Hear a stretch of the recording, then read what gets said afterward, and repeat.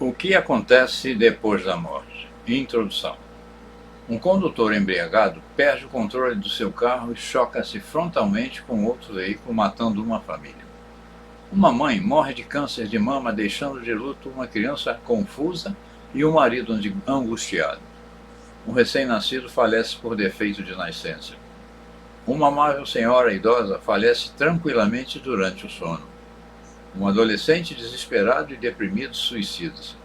Talvez a morte fosse diferente, previsível ou uniforme, mas ela pode ser muito caprichosa e raramente justa.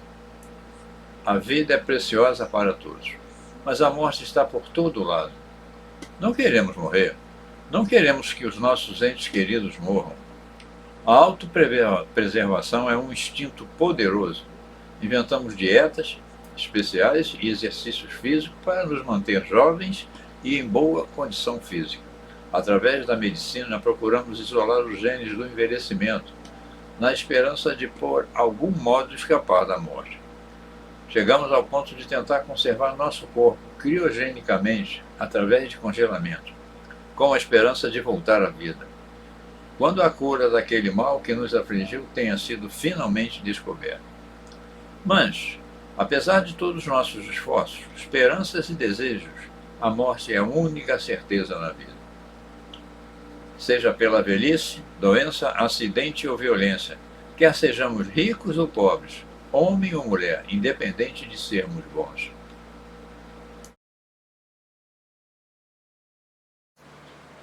Ou maus, todos nós, de qualquer raça ou credo, morremos. Os cientistas não sabem nos dizer o que acontece depois da morte. Muitos aspectos da vida são intangíveis, demasiado difíceis de compreender para avaliar e registrar. Os filósofos discordam acerca da morte e da vida após a morte. As religiões também discordam.